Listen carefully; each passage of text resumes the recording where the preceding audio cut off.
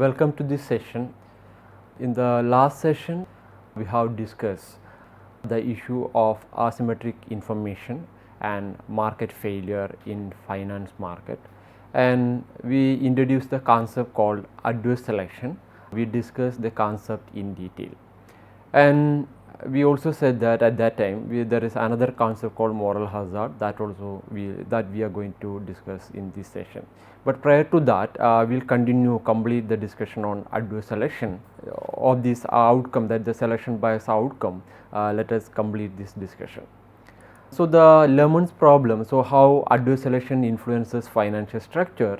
So, we have seen that, we have discussed in the previous class that if quality cannot be assessed, buyer is willing to pay at most a price that reflects the average quality.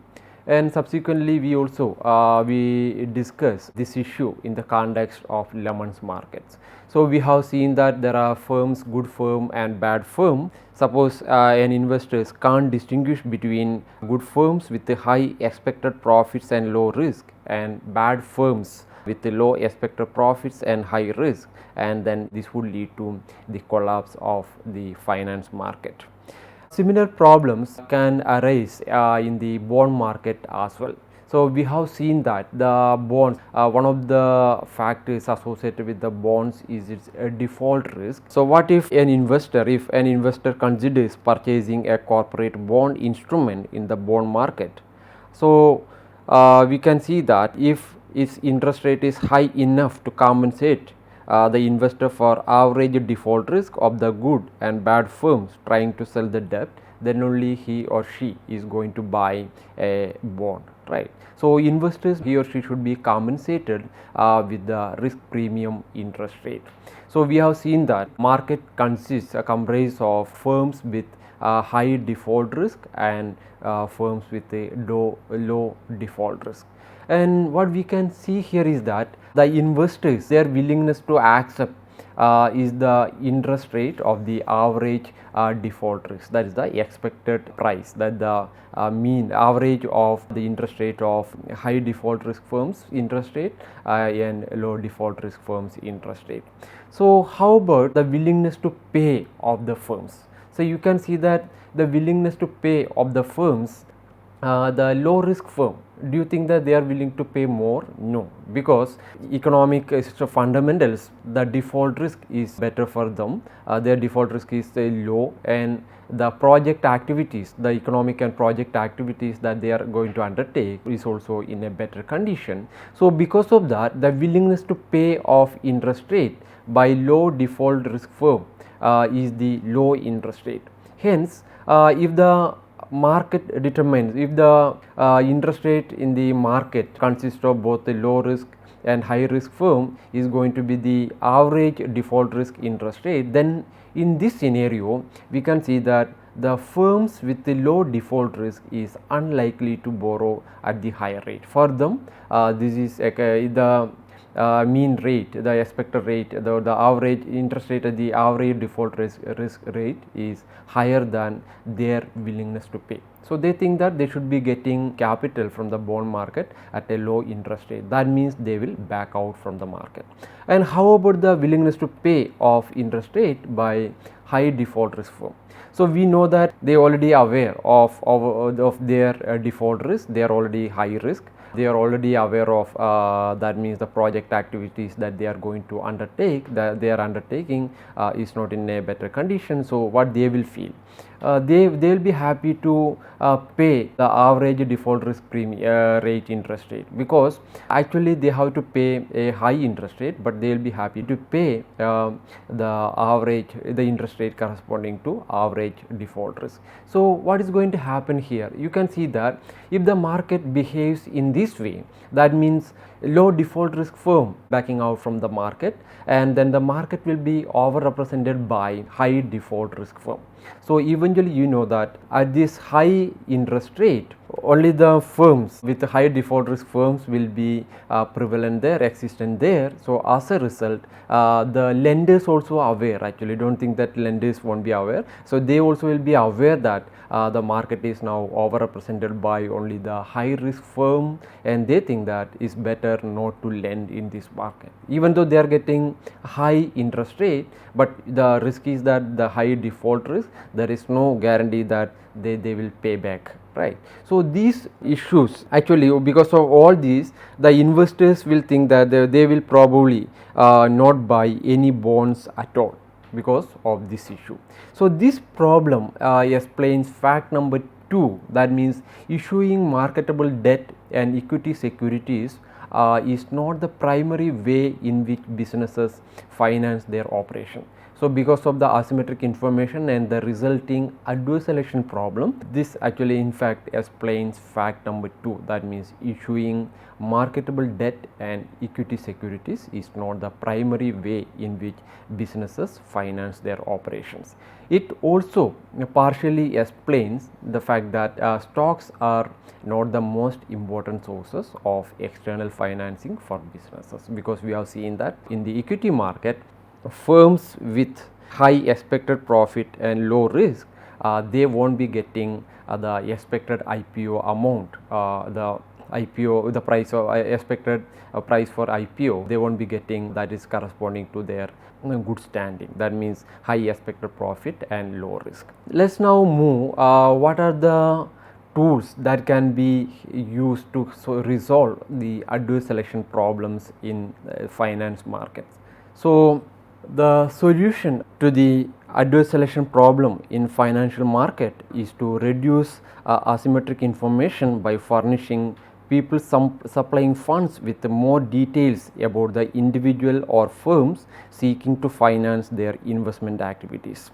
So one way for saver lenders to get this information through the private companies that collect and produce information distinguishing good firms from bad firms and then sell it to the lenders or the demanders of bonds or the subscribers of shares, equities. So that means one of the solution here is private production and sale of information. So companies, for example, the eliminate companies like Standards and Poor's and Moody's and Value Line, for example, all these agencies in the US, what they do is they gather information on firms' balance sheet positions and investment activities and publish these data and sell them to the potential buyers, that the individual libraries and financial intermediaries who are interested to invest in the finance market. However, the system of private production and sale of information doesn't completely solve the adverse selection problem in securities market. You know why? Because there is free rider problem. What is free rider problem here? It occurs, free rider problem occurs when people who do not pay for information take advantage of the information that the other people have paid for. The free rider problem suggests that private sale of information is only a partial solution to the adverse selection problem. So suppose you have bought some private information sold by, for example, these agencies. What is going to happen here? So when you bought this private information, then as compared to others in the market, you have some advantage, relatively comparative advantage about information in the market. And when you start utilizing or make use of this information, then accordingly, that means based on this information, you are in a better position to distinguish which company's IPO is better, which company's bond is better. So accordingly, whatever investment activities that you are doing, suppose because you already bought private information, in this scenario what I will do is that, suppose I also want to invest in the market, equity market and bond market, here what I will do that since I am not paying for this private information, I will just try to free ride the information that you have bought, and I will just follow you. Whatever investment activities you are doing, because you already bought private information, so I will just follow your investment activities. Whichever bond that you are buying, I will be buying that, and whichever IPO or bonds stocks that you are buying, I am going to buy that. So what is going to happen? So it's not only me, many people who think that this particular individual or group of individuals or firms, they had access to private information, and all others they will try to follow that. Then that means whichever bond you are buying or investing, others are also going to demand same bond. So as a result, you know that that bond price will be increasing. When the bond price will be increasing, you already know that the interest rate for that bonds will be declining. So as a result, since you already paid for this information, but what the net advantage that you are expected to get, because others are free riding or following you, then because of that it will increase the demand for those securities, and hence price profit opportunities are eliminated here. So this is one of the key problem with the sale of private protection and sale of information. So in order to overcome, another solution is government regulation to increase information. So one, we can see that to avoid free rider problem, could financial market benefits from government intervention, in order to overcome the free rider problem. So government could, for instance, produce information to help investors distinguishing good firm from the bad firm. But you know that that all actually politically difficult propositions, because government is not supposed to make it public, or government agencies not make to public that actually these firms are high risk and these firms are really bad firms or bad risk, that these firms are bad risk and these firms are good risk, like that. That is not a correct proposition anyway. So in this case, what government can do, that government can ask firms to reveal honest information.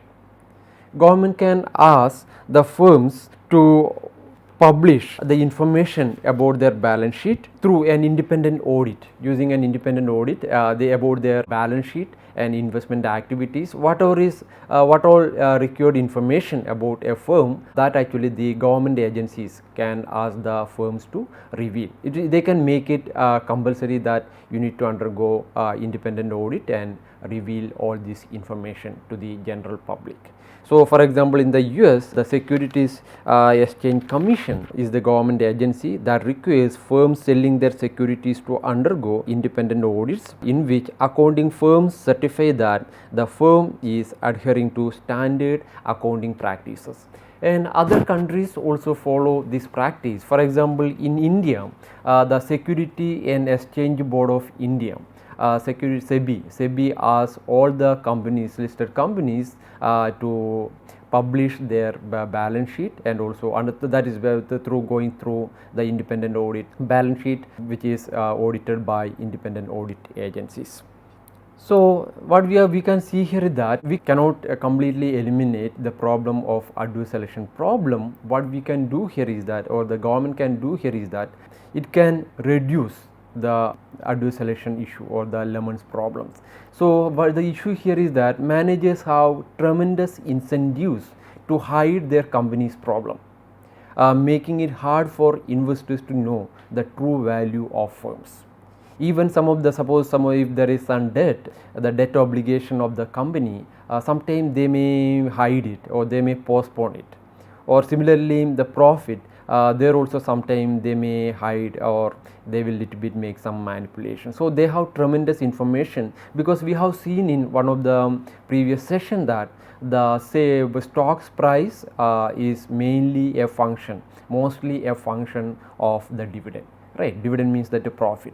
So accordingly, managers will try their level best. They have incentives, in fact, to hide some of the company's problems. So that means that everything cannot be captured by the balance sheet. All these explains fact number 5, which we said that the financial system is among the most heavily regulated sectors of the economy. So because of all these things, actually there is government regulation to increase information or to reduce asymmetric information. Another tool to reduce the problem of adverse selection is the financial intermediation. So in the used car market, we have seen that most used cars are not sold directly by one individual to another. So, an individual who considers buying a used car might pay a privately produced information by subscribing to some magazines, for example, who is providing the information about a particular brand which actually require less repair, or whichever brand actually has the good value, less risk. In fact, that means that they are relatively better quality.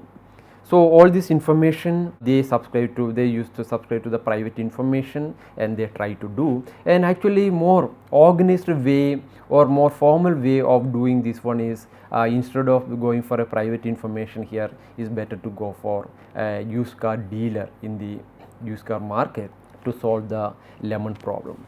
So, the dealers who are more who have expertise in the field, who can distinguish good quality and bad quality car, they actually these dealers is one of the solution to address the adverse selection problem in the car market. So, in India, you know that there is True Value, Maruti True Value, and Mahindra used car markets, etc.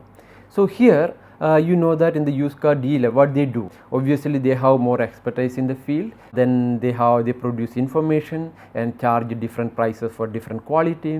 In addition, they also provide warranty. And the buyers, because since they already established a brand value, the dealers, they established a brand value, so they have to maintain that value, so that they will try to acquire only those cars that is good quality. If some cars are bad quality, they will obviously sell it at a low price. They make different prices for different types of car, and because they have more better information about the car which they are going to buy and which they are going to sell, right. So, this is all about in the case of used car market. And how about in the case of financial market? So, in the case of financial market, what we can see here that in the financial intermediaries play a similar role what used car dealers do in the used car market. So, here the financial intermediaries, who is financial intermediary? So, a financial intermediary such as a bank, for example. A bank becomes an expert in producing information about firms, so that it can sort out good credit risk from bad one. And you know that an important element of bank's ability to profit from information it produces is that it avoids the free rider problem by primarily making private loans rather than by purchasing securities that are traded in the open market. So, since there are lots of customers for banks, for instance, you know that they have lots of information about the financial activities of their customers, for example, individuals and other firms who are their customers. So, they know the amount they are depositing in their account and the amount they are withdrawing, and the financial activities, how they are spending for different activities, and the financial flow of these individuals. So, all the banks are having lots of information about the financial position of each and every individual and firms with who they are having accounts with them, transaction with them. So, in this case they are having private information. So, unlike other individuals, because we say that all these informations are private information indeed, right. So, the information with the bank, they are not going to share it with us, they are having private information. And what they are doing with this, using this private information, they do not need to worry about free rider problem, because they are not sharing this information with anyone. They are in fact using this information for their own business activities, because they to make private loans. So, if they are going to make a private loan to a particular individual or firm, because they already know what is the default risk based on their financial transaction and other business activities, they already know what is the risk of these people or these individuals and these firms. So, banks, they become expert in screening borrowers, and then they sell private loans. This is not traded, and then they do not need to worry about the free rider problem. So, because of this, this explains the fact number 3, 4 and 6, the role of banks. Why? The fact is that why banks are important lenders in the finance market. In the case of external borrowing, external funds, the role of banks is actually they have a really dominant role, significant role, considerable role in the finance market. So, in the case of financial intermediaries, because the important thing is that when they do screening and certifying, it actually reduces adverse selection problem. So, because financial intermediaries superior ability to screen and certify borrowers, and the banks actually they can supply information to the credit rating agencies to give the credit score of individual borrowers, and similarly the credit rating agencies because they also have business expertise in assessing the default risk, the financial conditions and the balance sheet, the overall the financial conditions and the investment activities of the firms, they are also having expertise in rating or giving credit rating for individuals, especially for individual institutional borrowers. So, credit score is mainly for the individual borrowers and rating is mainly for the institutional borrowers. So, because of all these things, what we can see that the fact number 3, that the indirect finance is more important than direct finance. Because of indirect finance means actually borrowing through the financial intermediaries. We can see that because of the information asymmetry and the resulting adverse selection. In order to overcome, it's better to borrow through financial intermediary instead of directly borrowing from the market by corporations or raising more funds through the IPO. Instead of borrowing from bonds market or instead of borrowing from through the equity market, it is more advisable for the firms to borrow through financial intermediaries. And we can also see that banks, because they are the most important source of external funds because of the factors that we just discussed now. And we can also see that one of the fact, that the sixth fact is that only large well established firms have access in the securities market. So, we can see here that suppose a better known a corporation is, the more information about its activities are available in the marketplace. So, there is less asymmetry in information. So, for example, the corporations, for example, like Microsoft, Google, Coca-Cola, etc. So, you can see that all these firms are well known corporations, right? They are the better known the corporations. So, about the information, so these are the about the financial activities, what are the investment activities they have been doing, most of them will be widely discussed in the media, and there are more and more information available in the public domain. So, as a result, you know that there is less information asymmetry for these firms' financial activities, financial condition or default risk, etc. So, because of this, you can see that large and well established firms have more access to securities market. And this also explains the branding. Branding also explains fact number 6. That means the well known corporations, they can borrow easily, they can raise easily from the market. Then the final one is the collateral and net worth. So, collateral means adverse selection actually here interferes with the functioning of financial market only if a lender suffer a loss when a borrower is unable to make loan payments and thereby defaults on the loan. So, what is collateral means? Collateral means collateral, the property promised to the lender if the borrower defaults. Actually, then it reduces the consequences of default risk. And you are aware that actually some of the collaterals are automobile, house, the mortgage, etc. So, this actually the advantage here is that what if the borrower defaults on a loan, the lender can sell the collateral and use proceeds to make up for the losses on the loan. For example, if you fail to make your mortgage payments, then the lender can take the title to your house, auction it off and use the receipts to pay off the loan. So, then you know that actually because of this, collateral is one of the most important prevalent feature in the finance market, especially in the debt market. So, this explains the fact number 7, that means collateral is prevalent in debt contracts. Then coming to the net worth, the next one, that is the net worth. Net worth means especially the equity capital. Net worth is calculated by in this way, that means assets minus liabilities. That is the net worth of a firm. That is the difference between a firm's assets, that means what it owns or is owed, and its liabilities, that means what it owes, can perform a similar role to that of collateral.